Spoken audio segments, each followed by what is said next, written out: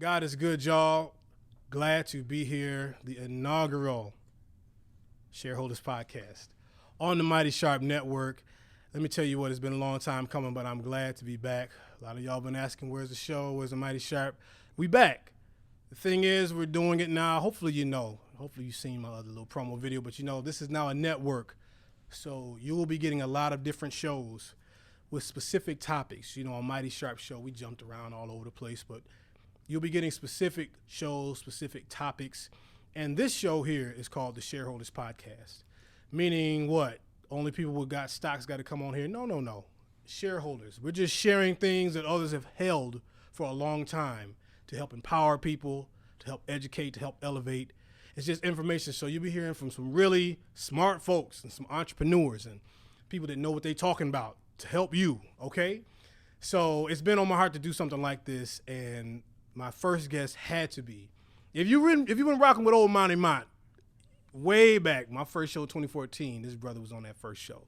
But he is my brother. I say that with love, and he has got a lot to share. And we're going to go back from think about, man, from where you was in 2014 to what you're doing now. It's amazing. But my brother, Mr. William Slade of Wheels Deals. How you doing, sir? Fantastic. Thank you for inviting me on the show. It is an honor and a privilege to be here. And let's roll on. Let's roll on with it. Let's roll on with it. So I'm gonna start with that. So think about this, man. 2014, from where you are now, just in an entrepreneurial sense. Think about, can you just kind of quantify how far you've come in just 5 years? Oh my Lord. In just 5 years, when you say how far you come in 5 years, it's if I can quantify it, I would say that it's been an incredible journey of faith. It's been an incredible journey of faith, and if I can just dive into that just a little bit, there was a huge change in my life when I began to move from believing I had faith to actually having faith working. When I receive rhema words from my man and woman of God. And then I say, okay, instead of me waiting for this word to some kind of way work on me or do something. How about, because I have the word, how about I step out on water with Jesus and watch the word work and see what it do. And so that's the difference. That's the huge difference if I was to quantify anything. From 2014 until now. So we're about to get into depth of what you said, but I should really just give the audience a little background. So Will is actually a Amazon, I don't even know what the proper term is, Amazon seller. Amazon seller, yeah, really? I saw that, but I'm like, is there something bigger than that? Seller. But Amazon seller. So, of course, anybody, and who's everybody, you know what Amazon is. You understand that, you can go on Amazon, buy things, you know what I'm saying? But there's people who are also, it's just not this Amazon mystery machine. There's people who are actually buying things or selling things on Amazon. And my brother here is one of those people. So when you say, well, what do you sell? For you, I sell some everything. It's some everything. You know what I mean? It's kind of like these are individual Walmarts, so to speak. They do a little bit of this, a little bit of that. But I'm going to go into depth with that real quick. But first, I want to take a quick break just for you all to see a little clip of something.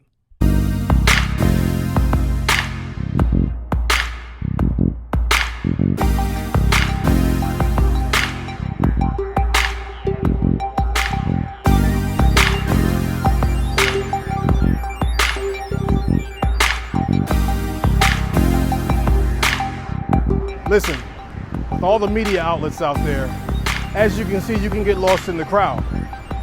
But in Mighty Sharp, we're trying to do something a little different. Something that stands out. Mighty Sharp Networks, we're bringing you the best media content out there, all right? Check us out. It's good for the family. You can watch it with the kids. We got podcasts. We got YouTube. We're doing all kinds of things. Check it out. This is Monty Mont talking. I got a nice suit on. It's hot out here, all right? Give us a subscribe. Give us a like. Let us know how we're doing, all right? Appreciate it. Bam, that's it. Okay, so you've seen a little bit of what it actually entails. So how did you first, and now let me first go back, because I remember even before 5 years ago, you didn't start 5 years ago, you were selling video games. Right. Back, when was that? Like, that was probably about 4 years ago. yeah. Yeah. 5 years ago, I was headlong into my career. Yeah. Wait. No, you said 4 years ago. Yeah. You selling the video, I'm talking about like way back. Like, remember, was that like, remember Will's deal? Right. That was about 4 years ago. That was 4 years ago, man? Yeah. It seemed like that was, wow. Yeah, that was about 4 years ago. Okay, so 2015. that was just you kind of. Yeah, that right. 5 years ago, I was headlong into cybersecurity, and moved chugging right along into a cybersecurity career, and had a really good career going. And then if I can really kind of delve into the introduction of it all, I made myself a promise on Black Friday, and I said to myself, another year will not go by. Another Black Friday will not go by, especially when I saw the craze of how people shop and buy on Black Friday. Yeah. I promised myself another Black Friday will not go by, and I had not sold somebody something. At least one thing. I wanted to at least make one sale within a year. So what made you say that? What made me say that was because I knew that entrepreneurship or business ownership is really where we all need to go, and just climbing this corporate ladder that at the end of the day, things really aren't designed. I don't want to get too deep into the system and all that, but the true freedom, financial freedom, is realized really not at someone's cubicle working for someone. Okay. And so I realized that true financial freedom is going to have to come in a different avenue through some type of investing or business ownership, in that kind of venue. And so, yeah, I didn't know much about, selling or business ownership or anything like that, but I knew that I could at least plant the seed in my own self with making one sale in 1 year. And when I looked up, a year had gone by. It was the next Black Friday, and I had not sold anything. Oh, okay. And then sitting in my office, I remember saying to myself, another year's gone by. I made myself a promise, and I've sold nothing. And so at that point, I said, so then the problem is me. I said, Lord, the problem is me, that I desire it, but I don't know how. And so I had to come to this realization of my deficiency. And so I looked up to heaven, and I said, Lord, if you would mentor me, I said, if you would just show me, if you would take me by the hand and show me how to sell, because Lord, I don't know how. Yeah. I said, Lord, I will always come back, and I'll always give you the praise. I'll never withhold your praise, but I'll give you the praise and the glory if you would be my mentor. And so that was the beginning of just kind of a humbling experience. You know what I mean? When a man just kind of comes to like the end of himself and certain realizations about himself, that's what I had come to. That is amazing that you never told me that you prayed that prayer like that, but it's amazing also that you kind of saw a shift in the commerce, and even in we've talked about this where there was a time when if you owned a horse in this country, in this world, that was all you needed. If you had a horse, great. You know what I mean? A horse to get you to point A to point B. You know what I'm saying? You can tend to your crops. You can take your family. You know what I'm saying? The lawmen had horses, and then at some point, with technology shifting, nobody had a horse. Like, bro, what you got a horse for? Nobody. And forget about horses. If you had a career in horse manure removal. That's for real. You know what I'm saying? Yes. If you had a career in horse manure removal, you were flying high. That's a real job, yeah. Because from books that I have read, it was they talked about how back in that day there was manure everywhere. Yes. That it was just people literally walked up and down the street stepping in manure. Yeah. So so like that was those careers disappeared like that. You was putting food on the table, cleaning up manure, and now, as funny as it is, but that's real, and so you saw something to where this e-commerce and this thing, and man, this is really moving. And we see this happen. So I know sometimes people be like, man, I can't believe this is happening, blah, blah, blah. But we've seen it happen to the auto industry. We've seen it happen to the newspaper industry to where, you know, how many people out here that are watching this right now got Netflix? Well, before Netflix, we used to go to Blockbuster and Hollywood Video. And stuff just, and the people that can jump on it fast and quick and see the tide moving. And really what I saw was I saw a new era. Yeah. I saw that that we had moved into an era of the global small business. That the world, with the internet, the advent of the internet, the world has shrinked, it's shrink to such a level where you can start a business and you can literally sell all over the globe. And you can make yourself appear larger than what you really are. Yeah. Because everything is websites, everything is platforms, selling platforms, and things like that. And so the days where, you know, Sears and Roebuck and J.C. Penney's and all of those pretty much, you know, cornered the market or cornered the marketplace is done. You know, so when I saw that there's all this potential, this new era for anybody now, anybody who's mobile and small, that this marketplace, it really promotes you. And so this is the opportunity of us all at this point. Everybody can now jump in. Really. And so let me ask you this then. So why Amazon and not eBay or anything else? What actually inspired you to do Amazon? It was eBay. When I first started out, like I told you before, you know, I was selling, it's like the Lord put it in my heart, just start. Like, don't sit mulling around about what to do, what to sell. And I really want to expound on that, because when I talk to people, a lot of times they say, you know, things like, you know, I just need to know what to do. I just need to know. I just want the Lord to just tell me, you know, what to do. Right. And it's like the Lord has already put his word in you. So whatever you decide to do. Yeah. Whatever you put your hands to do. His word is going to flourish it. Right. And so I'm trying to, you know, making my point. Here was the point I don't want to get off. But so I started with just what I knew was video games. So that's when I went around, and I mean, first I signed up for Best Buy membership for video games and all this stuff. And I went through every Best Buy in the city. I mean, I was on the road, just hitting up every Best Buy in the city, buying up video games with coupons, discounts, and just listing this stuff on eBay. And the next thing I know, my sales, like my eBay chime, it would never stop ringing. Wow. The little money chime. Yeah. It would go off all day long. Middle of the night, it was going off.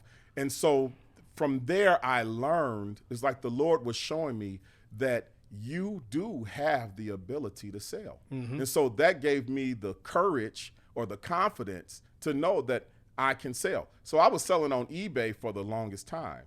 And then it got to the place where I looked at Amazon, and the benefit of Amazon is fulfillment. See, every time I got a sell on eBay, I had to go and I had to get the video game. I had to put it in an envelope. Yeah. I had to put labels on it and then send it to my customer. If they wanted to send it back, I had to deal with returns and you know, all this customer service and all the things that went with that. With Amazon, they have this program called FBA, Fulfillment by Amazon, where all I do is, if I want to sell things, I put it in a box and ship it into their fulfillment center. Oh, okay. And then when an order comes through, they pick it, they pack it, prep it, ship it to my customer. A customer has an issue, they call Amazon's customer service line, and then they take care of the customer. So for me, it's pretty much, I was outsourcing the whole fulfillment process and customer service process, which allowed me to keep on sourcing more and more. Oh, okay. You know, so it helped me grow. Yeah. So that was the benefit. You know, with eBay, growth can become stunted if it's just you, because as your sales are growing, you have to continue filling orders and doing fulfillment all day. See, so you hit on two things real quick, and I'm going to jump back to that. The first thing you said is you started in video games because that's what you knew. That's what I knew. See, and so to people out there, let me tell you something. There's something that you know or you're at least good at somewhat. Not saying you're the best at. And I heard Steve Harvey talk, and he took some questions after his talk, and a person said, well, my son, he wants to get into Hollywood, and he wants to do this and do this and do this. And Steve Harvey said, first of all, whatever your son is good at, have him start with that. Yep. And then build on the rest of that stuff. And so that's amazing. You said that you started video games because that's what you knew. So whatever you want to, you might have a lot of entrepreneurial things, but start with what you know. Start with what you know. And then grow from there. And then you also said, and speaking of growth, you said that for eBay, there was only so far you could. Yes. And so Amazon actually gave you more room to grow. And so that's another lesson that you have to learn is that once you get into that, start to kind of feel like, oh, I'm a little stagnant. Find somewhere else that you can grow and move up in. And that's amazing, man. So let me ask you this then, because you said some people come to you. What is the biggest misconception about doing what you do, like that you hear people say, That's a great question because there are a couple of huge misconceptions, and I'll just name two. But we'll touch on the biggest. I know you said the biggest misconception. One of the things that people, when they approach me or through conversations, it's thinking that I have a lot of money. And I mean, wow, this is what a polarized way of thinking. Because when you can tell when you're talking to someone who is a business owner versus someone who is in the workforce. Mm-hmm. A person in the workforce see someone working a business and see them making moves and equate that to they're rich. That's a person who's in business and trying to grow realize that I have no spending cash. Yeah. I have no money in my pocket because all of my money is going towards growth and it's going towards mistakes. Yes. I make a lot of mistakes. Wait, look, let me tell on myself real quick. So you remember we talked and you told me when you were in your thing and you said, man, I done moved X, Y, Z and this made me this and that. I said, bro, well, you did it. I was like, you made it. So so where we gonna go? We going to Chili's, we going to Applebee's, we about to turn it up. And he's like, no. He was like, I took all of that and I put it back into the business. I said, oh. So my wife said the same thing. She said, you did what? So I went from thinking, oh, you got money to, you just put all that back. And that taught me something. I said, oh, that's how the game is. Yeah. Oh, I see. Yeah. So that's, but even for me, I didn't know that. I had that mentality, like you said, of a laborer where you just think, oh, okay, I got a little something in my hand. Right. No, not at all. You have to grow the business. And when you're in growth mode, really it's the business that's been taken care of and not you. That's good to know. That's a good one. And also and we can get into this. I don't know if you want to get into this now or later or whatever, but it's called the miracle of compounding. And so go ahead. And the miracle of compounding is as you continue to reinvest your profit, you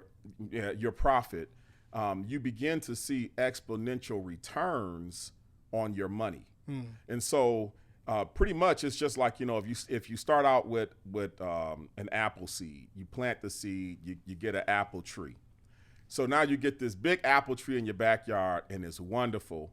The person who goes out with an axe and say, oh my God, look at this apple tree. I can get all the apples off of it and we can make apple pies and apple souffle and we can do all this stuff with it. And this is going to be a great year. And we got firewood to last for the next 2 years. And so you go and you chop down this tree. You got cordwood stacked, ready for the heater. And you got all these apples that you can make all kind of sauce with or whatever you want to do with is all right there. But then once you burn through all of that, you got nothing.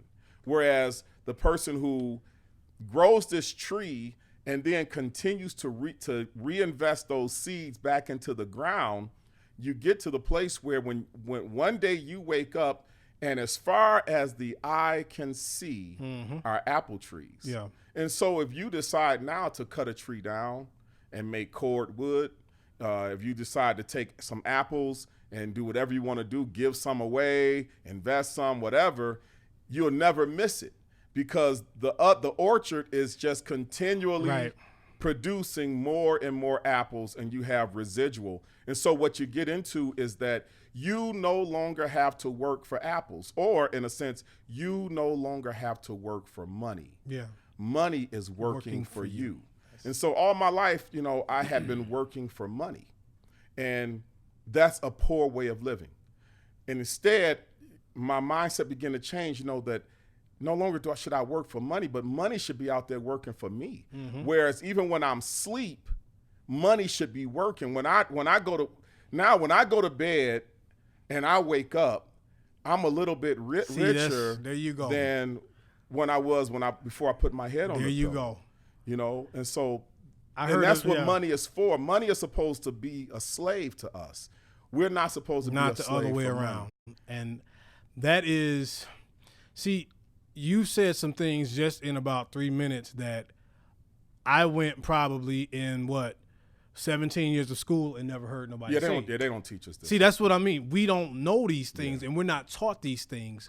So we're already behind the 8 ball coming into, commerce and things like that. We don't know anything about this. So like you say, our mentality is like how I thought when you told me you made a good sale. I'm like, great, so spend it, spend it before it go away. But no, that's kind of the point of why we're even doing this as well, is just to, again, educate and to elevate and understand, man, no, you can you can do a little bit more with it. And so we can segue into that other big point. Go ahead.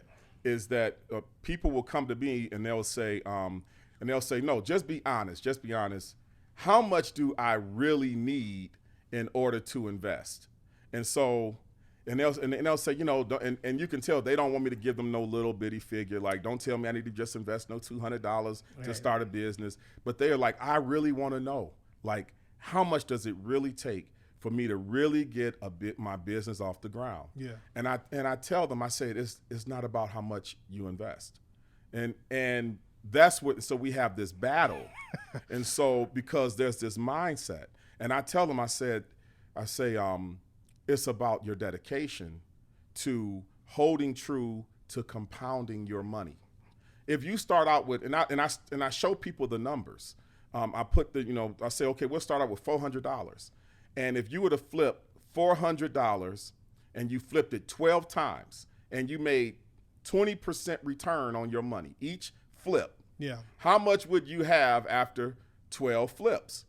And so someone, they think about it. So if I start with $400, I flip it 12 times and I make 20% returns. So let's just say 30% return on each flip, on each iteration, 12 times, continually reinvesting that 400 plus the profit. How much would I end up with? And people are blown away when they look to see that they will have somewhere just shy of $5,000. And because people think, I may have 800 or something like that. No, the miracle of compounding is, as that money is continually being reinvested, it compounds. It gets to the place where it's building up so much momentum that then you have to ask yourself a question: is it better for me to take from this thing and go buy a suit, or because if I take this $800 and go buy me the baddest suit it is, instead of reinvesting this $800, how much have I lost in a year's worth of flips? Exactly. And so really that suit ended up costing you somewhere probably about $5,000. And see, honestly, y'all, for my audience, like, when do we have these kind of conversations like this? When do you might have never even heard that analogy before, because I don't want to say but the system is designed to try to keep you out of these kind of talks. So you don't understand this. Let me tell you guys something. By now, hopefully you understand, I do have a, Shareholders Instagram. And so what I do for when I do shows and all that, I try to just cater the people I follow exactly to that. So all I did is just start adding a bunch of business people. Just, add some folks, you know what I mean? This guy's smart, Wall Street Journal, New York Times, blah, blah, blah. And then I just check it every once in a while. Let me tell you, in 3 days of having that Instagram account open, I learned so much just from people, just the little things they put on Instagram, charts and stock tips and all. I say, wait, whoa. Now, I've been on Instagram for years. It's an entirely different world. It was entirely different world. So you've already kind of given that, my next point was give some advice, and you've already given some great advice. Let me ask you this, though. How far do you want to go with this Amazon, with this whole selling thing? Like, right. What is, you've done some great things and you're doing some big moves and stuff, but how far do you want to go with this? So my answer is really, I guess, a religious one. Mm-hmm. Because my journey is not about money. And it's not so much about business success. Mm-hmm. Whereas, once I get 500 employees, or once my business is a certain size, or bringing in so much revenue, that's my target, that's my success, and that's when I know I'll be successful. That's not for me. Yeah. For me per se, my success is my journey with God. Yeah. And so right now in my life, the way it's been starting from video games. So when I was selling video games, I remember after I had prayed that prayer, and I asked God to mentor me. And so I started right there doing video games. While I was selling video games, the Lord tapped me on the shoulder and showed me liquidation. And so I go, liquidation? So I was like, nah, I'm not going that route, because I don't know nothing about that stuff. Yeah. I don't know anything about that. And so I let it go, and I just kept selling video games. And then the Lord, the Spirit, it was weighing on me that, and so I could feel the Lord saying, no, you have to start looking to get out. I didn't bring you here to be a video game salesman. And if I'm going to be your mentor, you have to follow me. And so that was the challenge. The challenge became following God. Yeah. The challenge became that, for me, once I got good at video games, not to hold it, not to cleave to it, and then raise up the biggest video game store in the city. Right. The challenge it was a challenge of faith. That, okay, now he's showing me video games. But now do you have the faith to now go forth into something that you don't know anything about, but you feel him pulling you? Yeah. So then I said, okay, Lord. I said, I feel you lead me here. I'm going to follow you. So I got into liquidation, and it was fantastic. At one point, I purchased 25 liquidation lots. Okay. Liquidation lots, they come on pallets. Very quickly, because this is Shareholders Podcast. Old Monty Man, I'm looking out for you. What is liquidation? Liquidation is, so there are all these companies, and there's even some right here in Las Vegas. Mm-hmm. I didn't even know this until I got into this thing, right? And so liquidation is, there is so much commerce happening all around us that when people buy merchandise, they return merchandise. Mm-hmm. And so liquidation is all this returned stuff that people thought they wanted and didn't want, or they thought they wanted and it failed, is defective, or is working, and whatever the case might be. When this stuff comes back to Home Depot, this stuff comes back to JCPenney's, they can't sell it as new. So what do? They write it off, they liquidate. And so there you have, the fishes at the bottom of the lake, after everybody else done fed, and this thing then fell down to the bottom of the lake. It's still money. Yeah. It's so everybody eats off this commerce table, even liquidators. And so they have all of this merchandise pouring through. So when I went down to the liquidation place, I'm in my little car, and I saw all these big 53-foot trailers coming through, pulling in, backing in, dumping liquidation into the liquidation centers. And I said, oh my God, this is so much bigger than video games. Right. And so he was letting me see. Yeah. And I said, Lord, all of this stuff. So I'm just going through this education with God. And he was letting me see how vast commerce is. And I said, oh Lord. So then, long story short, I get all these, I'm a liquidation guru. And I don't even touch video games no more. Now I'm a liquidation guru. I have liquidation pallets everywhere. I got so much liquidated inventory that I had to purchase or rent out 4 storage units. I had to go and buy a pallet jack. When I got off work, I would then work for myself. Saturday mornings, I'd be up some days 4 o'clock in the morning, 3 in the morning. Real quick, say it again. When you got off work, you what? When I got off work, I go work for myself. How you doing? Okay. Because the end goal is financial freedom. Thank you. And I'm not going to spend all my energy working for this man's Talk company about it. when I have to spend some of my life force working on my company. Thank you, sir. It only makes sense. Thank you, sir. Even if it's just a little bit, I got to sell something. I got to provide a service. I have to do something. Y'all hear that? So the 9 to 5 is somebody else.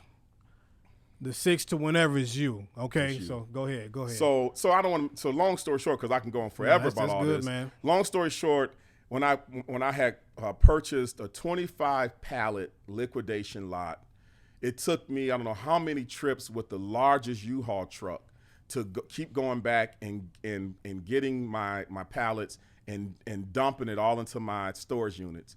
Did all that, started processing, cleaning coffee pots and everything else. And I'm doing my prayer walk at night. It's like maybe 1 o'clock in the morning, in a bad side of town. My wife would be killing her. But I had to do it. And so I'm doing my prayer walk around the facility. And I hear the Lord tell me that he's going to begin moving me from liquidation. And I screamed. I screamed out loud at the night sky. I screamed, no. Mm-hmm. And I said, I pointed to my storage units. And I told God, I said, I just bought 25 pallets. I was like, and I said, no. I said, no. And I meant it. Yeah. And so I just kept walking because I don't know what the Lord is talking about. And then the Lord impressed upon me that you asked me to be your mentor. Mm-hmm. And so I came back and I sat down, man. I was in my storage unit. I sat down and I was wrestling with this thing. And I said, Lord, forgive me.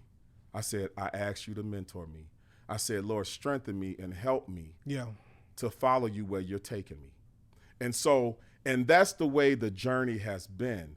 It's always been where the Lord has showed me never cleave to the stuff, but continue to cleave to me. Yeah. If you cleave to me, I will take you places. If you let me be your mentor, I will take you places that you would never have known. And so I think some of us, even when we're moving forth in, entrepreneurship, we tend to take ownership of a thing that God has blessed us with. Yeah. Instead of making sure we keep our arms wrapped around God, we wrap it around this thing and we try to stay secure with that. But we miss the journey because the beauty in all of this is the journey with God. Yeah. Because he'll keep showing you and revealing and elevating you to things that you never would have seen or known unless you had journeyed with him. So that's the definition of my success and that's what is success to me in a nutshell. I mean, man, and you said so many good things there, man. And it's like God keeps trying to say, just exercise your faith. You said it's a faith walk. And watch what I'll do. Watch what I do. It's like it's like if you date somebody for a year and it's amazing, and you say, wow, that was an amazing year. I'll see you later then. And the person's like, well, we just getting right. Keep going with it. You be like, oh, no, I ain't signing up for all that. I don't know. Exactly. And think about where you'd be if you were still holding on video games. Oh, my Lord. You know what I mean? Oh, my Lord. But it was what you knew. People, Amen. What you want to really understand is, and all while you're talking, I'm just hearing in my head is one we call them characters, but they're real people in the Bible, is Joseph. Joseph was gifted to interpret dreams. And that gift, he would exercise that gift. And it ended up kind of getting him into trouble sometimes. He didn't know no better and brothers sold him and all that. Yep. But he would get promoted, be in Potiphar's house, be in the prisons. He, again, told the dreams to the baker and the butler. Joseph is then called upon to come before the Pharaoh and interpret his dream. Yes. And his gift is to do that. Yes. And he does that. And he shaves himself. I mean, and one day he's from in prison till he's standing before the Pharaoh, does it. Then all of a sudden the Pharaoh says, okay, good. It's like now, because Joseph told him, there's famine coming. You need somebody to get your stuff into order and all that stuff, blah, blah, blah, blah. And so Pharaoh said, good, I do need a man to do that. Yep. And you the man to do that. Yep. Now, people, When did Joseph get any training in running a kingdom? All that time in jail, all that time with Potiphar, all that time at his daddy's house, just wearing a little coat. He never had that training, but he had to walk in it. Yes. That his gift opened up. Yes. He knew what he knew for the dreams. Yes. You knew video games. Yes. But now, where he, at some point, Joseph probably looked around and like, yes, how did I get out here? and you know, and what's amazing to me is, and so I really have to give so much thanks to God for the leadership that He's placed me under, and I just can't speak for my leadership. I imagine there are a lot of people, especially in the Black church, even though this is just not about Black culture. This is all cultures. But that we have a lot of prominent bishops and pastors that we sit under who are very successful. But the key is to receive from them their spirit, receive from them their success, and be courageous enough to believe that the spirit that they have, the gift that they have placed inside of you, that is in you to do. So for instance, I come from Lansing, having church in Plumbers Hall, and I got to watch my leaders rent out a hall and then believe God for great things, and then build a $10 million church debt-free out of the ground. Boom. I got to watch that. So these things got invested into my spirit. And then even after all of that, a fantastic edifice built to the glory of God, the next thing you know, the Lord tells my leaders, now I want you to get up and move to Las Vegas for something else that I'm going to show you. And so this is me seeing all of that in them. Yeah. And so now, because I've seen that, because God really, he works in circles. No man, nobody can just get up and be successful on their own, but it has to be someone that pours into you. Oh yeah. And any success, any book you read, any billionaire, millionaire, whatever, any book you read, they will always talk about the importance of mentors. Somebody just trying to go do this thing on their own, God never intended that way. No. That's not how he works. It does never. You're always going to have somebody pour into you some kind of way. And so, I've been one that's very fortunate to have great leadership pour into me. So the things that I have witnessed with my own eyes and witnessed by being there, these are just the same steps that I'm just walking out. It's the same principles in my own life. It's on a smaller scale. Yeah. But, the reason I can have the courage to do some of these things is because I've already seen it done before me. And that's the thing about it. If you have a leader, a spiritual leader, then you're really under somebody who is a spiritual success. Amen. And so you can glean from anybody that is a success in anything. Yes. But especially on a spiritual side. Yes. Because it has so many more areas that it can touch in your life to help build you up. So you're right, man. There's so many examples that you can see and find. And it's amazing because even Jesus allowed himself to be baptized by John the Baptist. Come on.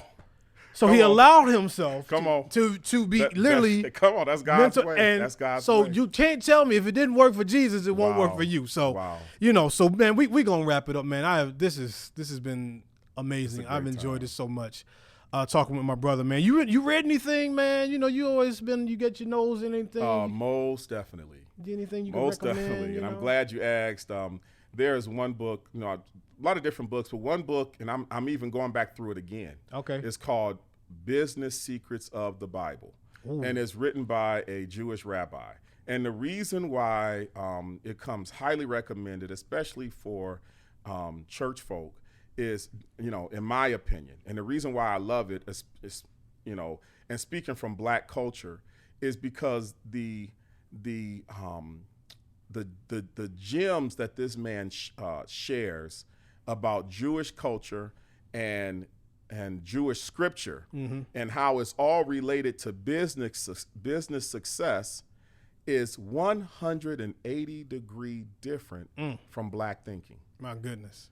And so when I read what this man is saying, I go, oh my God. Just to give a tidbit, for instance, he talks about that there is no Hebrew word for winning money. Okay. He says in Hebrew culture, there is no word for winning money. He says in their language, money is only earned. And so it's the earning of money. Not the winning of it. Right. So they don't understand the lottery system. You know, that's not in their diction, the lottery system and things like that. And so so we get it. So then I began to look at, so then he talked about, you know, the earning of money and the power of community. He was saying, do you ever notice that he said that you never see a Jewish man underneath his car in his driveway. And he said he doesn't get under his car because down the street, his neighbor is a mechanic. Oh, okay, I see. And so he might be a carpenter or whatever his business might be, but when he needs automotive assistance, the money is shared throughout the community because the guy down the street over here is a auto mechanic. And so they all earn money and, you know, through that system. Right. But they're not looking to beat each other out of money. Like, you know, when I grew up in the hood, you know, you see, you know, guys playing craps. Yeah. You know, gambling on the street, and the first thing you do is jump up and say, "I took all y'all Took money." everybody money, right? You know, so that's not earned money, but it's it's the winning of money, and when you win it, someone else had to take a loss. So you're stripping the community, you know, from its economic potential, but that's just ingrained in the culture, you know, of at least the inner city culture that I grew up in. And so hearing a completely different perspective on culture and the Bible and God's expectations and the Torah and things like that, it's been a complete eye-opener for me. Man, we could go all night with this, you guys. It has been enriching and fulfilling to have my brother on. I hope you got something that you can use, something you can learn. Trust me, I know this man here long time. We've had a lot of talks. And it's a blessing to see how God has used him, how he's taken what he's learned and learned more and gleaned and really, I mean, he's not, of course, all the way where he wants to be, but not at all. Where he's come from and what he's doing now is amazing. And I'm really proud to just have him on this first episode of the Shareholders podcast. We will, of course, be bringing you many more entrepreneurs. Get at me. You know, we would love to have you on. If you're an author, you know what I mean? If you stockbroker, whatever, anything that you can do to help people, because I really believe that if you listen to this, you heard something you might not have heard before, and that's the point. We just want you to be able to, and like he said, this is not a show about getting money. It's just a show about, you know, Christ said that I come that you might have life and have it more abundantly.